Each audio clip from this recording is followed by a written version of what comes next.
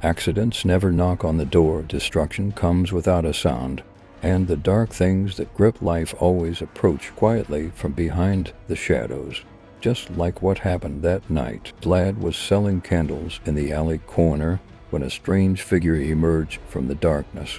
Its form was large, with an oddly curved left arm, as if the body itself had long lost its integrity. At the end of the arm, there was not a hand, but a rusty old iron hook. The air suddenly felt colder. The figure moved closer, and from the darkness came its voice, flat, threatening, full of demands. It asked something about someone, about its boss. Vlad recognized the voice. He knew who it was. One-armed Jack, the ruthless legend of the dark alleys. Fear crept down his neck, but his lips remained calm. In his heart, he swallowed hard. Then he responded with a bold, assertive tone that was characteristic of him, claiming that he was just a candle seller, with no knowledge of the boss in question. And it was as if time waited for his answer to begin the chaos. Thud. A hand slammed hard against the small wooden table where the candles were lined up. One of Jack's henchmen had lost his temper. A harsh shot exploded, full of curses, demanding an answer more than mere ignorance. The rose-shaped candles flew into the air, staining the ground with pink and purple hues no longer beautiful. The people who had been enjoying the smile of Rose now stood in tense silence. Their breaths were caught in their throats by the very real threat. Even a red-haired girl covered her mouth in fear and ran to the fourth floor, distancing herself from the chaos. But amid the biting cold and silence, one figure still moved. Vlad bent down, picking up the fallen candles as if the chaos was just a minor disturbance in his life. He murmured, lamenting the price of the candles, which weren't cheap. The henchman, who had slammed the table, now turned crimson, unable to believe the boy's attitude. But Vlad didn't stop. He even lightly touched the man's foot with the tip of his shoe, sarcastically asking for it to be moved slightly. The explosion of anger was inevitable. The man swung his leg to kick Vlad. But this little war didn't begin recklessly. It was a miniature war, and Vlad had prepared for it. In one almost invisible move, Vlad pulled a small club from beneath his cloak and struck the man's ankle. A scream shattered the air. The man lost his balance. Momentum shifted. Vlad leapt up, his eyes burning blue like a wild animal finally allowed to attack. With all his strength, he struck the man's chin. The sound of teeth clashing was clear. White fragments flew. Then a quick spin slam into the man's chest, creating distance. This wasn't just bravery, this was calculation. In the midst of the shocked attention, Vlad shouted that this was his territory. Then, with deadly precision, he threw his club. Whack! It hit the man's forehead. The man collapsed instantly, like a rotting tree finally succumbing to time. Silence fell like fog. Only the sound of Vlad's heavy breaths could be heard. He stood alone, his body trembling, but his eyes remained sharp and full of fire. Jack's other henchmen could only stare, their jaws agape. They didn't move, because what had just happened was too quick, too brutal, too unexpected. A boy defeating a grown man twice his size, with calculation, bravery, and anger that had been suppressed for too long. In a world as dark as this, there's no room for doubt. The one who stands above will keep standing. The one who falls will just become a memory. And Vlad had just ensured who held the reins that night. Jack's henchmen, who had been stunned by the explosion of shock and disbelief, finally began to snap out of their stupor. Everything that had happened from the provocation to Vlad's shocking attack had taken just a moment, no more than one breath. But for those standing on the edge of chaos, time seemed to stop, and now time began to move again. Their anger spilled out like embers finally catching the wind. With faces red and fury boiling in their chests, they shouted curses asking who the damn kid was, and from which hellish courage he came. Heavy, angry footsteps began to pound the floor, their rhythm like the sound of war about to explode. They were ready to strike, ready to avenge the fallen honor. But before the chaos could explode, One word fell from Jack's lips, deep, firm, like an order from the darkness itself. Stop, and strangely, they stopped. None dared to take another step. They were stiff, frozen, like hunting dogs who knew when to submit. The silence that followed the command was more piercing than a shot. Jack stared at the boy Vlad, who was still standing tall amid the scattered candles and blood. There was a strange gleam in Jack's eyes, something hard to guess. Was it admiration, or a danger waiting for its time? Then, with a thin, dangerous smile, he voiced his thoughts. He said that he liked the boy. The sentence slid out like a knife wrap in silk. A clap followed, but the sound that was heard was only a soft, strange noise when a human palm met the cold of a metal hook. He commented with a sarcastic tone that couldn't be hidden that he couldn't clap with just one hand. Vlad, without hesitation, flatly responded, even with a slight hint of sarcasm. He said that he didn't discriminate against people with disabilities. Those words made one-armed Jack laugh, not a light or cheerful laugh, but a wild laugh that echoed like a howl in the chasm of death. He called the boy crazy, and it seemed he liked that madness. Then, as he turned and swung his hook as if to slice through the shadows, he left the final words hanging like a threat wrapped in a promise. He said they would meet again. And just like that, he was gone, leaving the alley full of the remnants of anger that had not yet spilled, leaving Vlad with his blue eyes still burning, and a body that had not yet fully released the tension. Amid the scent of burning candles, blood, and fear that hung in the air, that first meeting was over.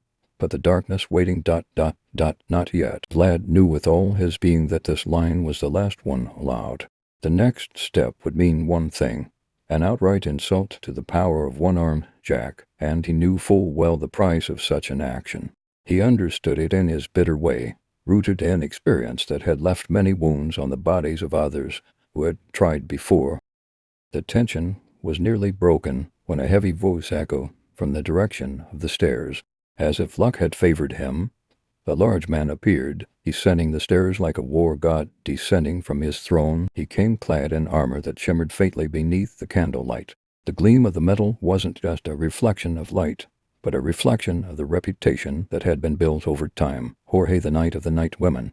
Though his title seemed mocking, the aura he brought that night could not be taken lightly. Something had changed. His steps were firm, full of authority, that pressed like a thick fog covering the entire room. Unlike usual, this time he appeared like a king demanding an answer. Without wasting any time, he greeted in a loud, ironic tone, as if trying to puncture the mood. He asked Vlad, the penny pincher, what was really going on. Although his greeting sounded warm, the tone of his words did not hide the tension. He hinted that had he been notified earlier, he might have prepared meat for the arriving guest, a wordplay to mask a threat. This was a clash between two bosses, two underground organizations, silently preparing, with false smiles and hands ready to draw weapons at any moment. Jorge, the protector of Rose's smiles, greeted the uninvited guest with a thin, threatening laugh, and Jack, with his usual casual demeanor that always confused, responded with a scratch of his head using his cold hook. He said they weren't that close, a light sentence hiding sharp tension behind it. Both their laughs were heard, but only they knew that each word was a sword, each pause a breath before the stab. Jorge suggested they continue the conversation upstairs, perhaps to maintain authority or simply to distance themselves from too many witnesses. He asked playfully if meat was available. Jack answered that Marcella never disappoints her guests. Those words were enough to make Jorge nod. And just like that, they began ascending the stairs to the fourth floor, the heart of George's organization. With a brief gesture, Jorge signaled to Vlad that his task as the gatekeeper of Rose's smiles was now over, and Vlad finally took a breath of relief. While catching his breath, he glanced at the subordinate still lying on the floor, then flicked him with a cynical, light tone, as if trying to balance the lingering nervousness. He reminded them that candles on the second floor were priced at 20 silver, and on the third floor, 30 silver. The candles now destroyed due to the short fight. And yes, he emphasized that the man would have to pay for the damage. From the floor, a weak groan was heard, but Vlad showed no sympathy. He said coldly that pretending to sleep wouldn't free him from his debt. If necessary, he would throw another club. Then he let out a long breath. Relief and exhaustion mixed in that sigh. That night, conflict nearly erupted.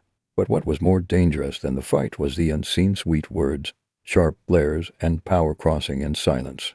But his steps halted when a group of figures dark, dangerous descended from above like a storm that left silence in its wake. One of them, a figure with a metal hook replacing his left arm, greeted him with a crisp voice, yet containing a force difficult to describe.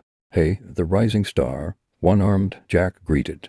Though not his superior, Vlad lowered his head, giving a respectful nod without hesitation. "Yes," he responded softly. "I like you. If you ever lose your job, come to me." Vlad smiled, though slightly nervous, and replied with a playful but sincere tone, "This place also gives me food, money, and a bed." Jack laughed loudly, the sound vibrating through the old wooden floor. "Hey, so do we." "Oh, almost forgot," he said, slipping his hand into his pocket. Something flew through the air, ping, a golden light reflected from the object thrown. Vlad caught it, a gold coin.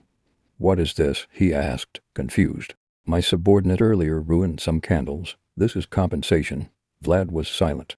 The amount was too much for just candles. "This is too much," he muttered. Jack just grinned. "If you join me someday, you'll get as much as that whenever you want. I'm a money bug, you know." Without turning, Jack raised his hand in a farewell wave. "I enjoyed the hospitality, Jorge," he called out.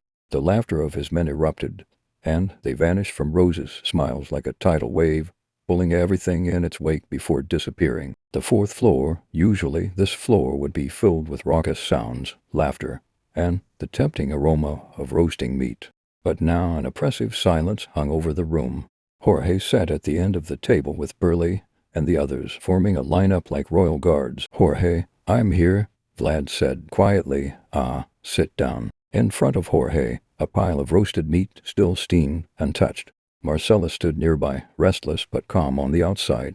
Jorge didn't immediately respond, handing Vlad an object, a dagger, still warm from his hand. "What's this, now you're giving me a dagger?" Vlad asked, confused. "Yes, just take it. I haven't had it long, it's still good." Vlad's lips trembled. He had never held a dagger of his own.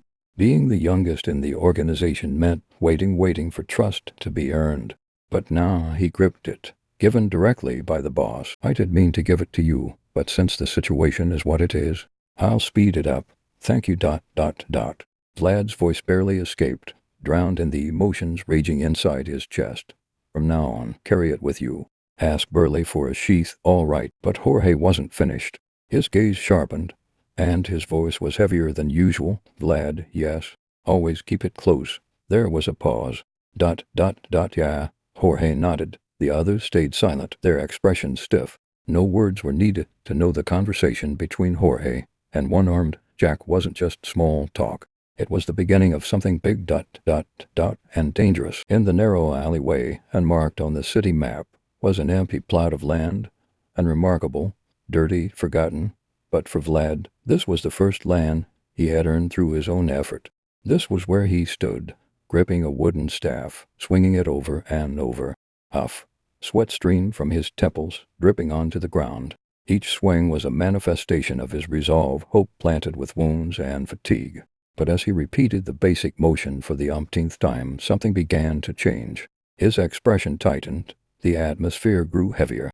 Damn, this always happens when I swing something. It was a voice, cold, faint, and only heard by one person, Vlad. A voice that didn't come from the outside, but from within, a voice that shouldn't exist. Vlad shook his head roughly, trying to shake off the echo from his mind, but it was futile. "Narrow the elbow angle when you strike, boy," the voice returned.